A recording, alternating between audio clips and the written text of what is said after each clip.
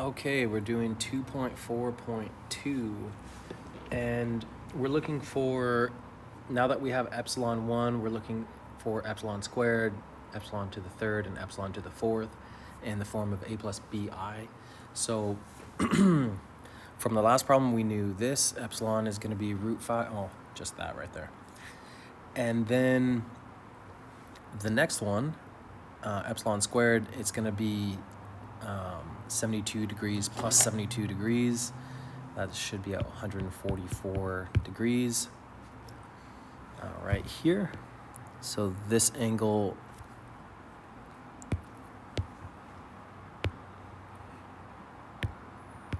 right here should be 144 degrees. And we're looking for this point here. So what I did is I took this and I squared it. And initially what I did is I just squared it and took it all the way down. But I think the best way to do this is realize that this black line here is going to be 1. And then you can use the Pythagorean theorem to finish that up. So all you really need is the x value. So in other words, you're only looking for things that don't have I in them or imaginary numbers. So when you square this, this times this is going to give us a real number. And then this times this is going to give us a real number. Anytime you multiply this times this, you're going to get some imaginary number. So I just ignored those completely and then figured out the Pythagorean theorem afterwards. So that's exactly what I did here. So if you look here, this is going to give us a rational or real number. And then this is also going to give us a real number.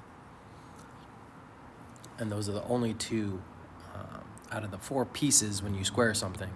Those are the only 2 that are going to give real numbers. So then continue on and get the answer. So I tried it the first time, going all the way through it, and I must have made maybe 2 mistakes, because after I found one of the mistakes, then I still didn't get the right answer. So I must have actually made 2 mistakes while doing that.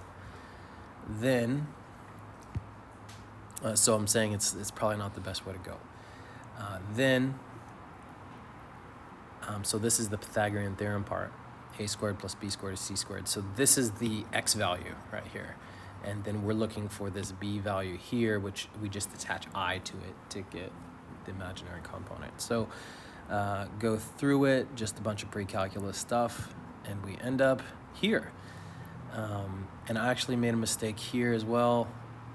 I distributed this negative sign only to the 6. I didn't do it to the 5, which I later found.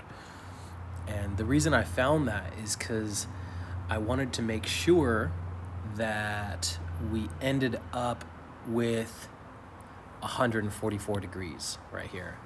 And that's the way you can check it. If your answer supports that 144 degrees, then you know you got the right answer, and this one does. So this one is good to go. Then what I did is I realized that the next value, let's go ahead and look at this. So the next value here is just going to be across the x-axis. And so all you have to do is just add this little minus here for the x to the third. So I'm sorry, epsilon. Epsilon to the first, epsilon to the second. So you just, from epsilon to the second to epsilon to the third, you just make that a negative. And then for the next one, epsilon to the fourth, all you have to do is make this y component negative. So switch the sign on this. So notice above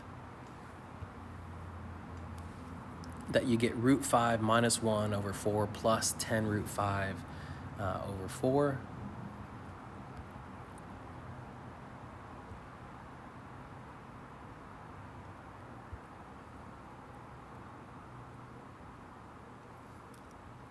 And then just make this a negative. And then you should have epsilon to the fourth. And then epsilon to the fifth, we already know that one. That's just going to be 1 plus 0i. And so for the most part, these problems are difficult because all the computation. So this little method here, just using the Pythagorean theorem, gets rid of a little bit of computation, and then making sure to check your answer to see if these values check out with the angles, all the epsilons. And if they do, well, then you know you got the right answer. All right, that's it.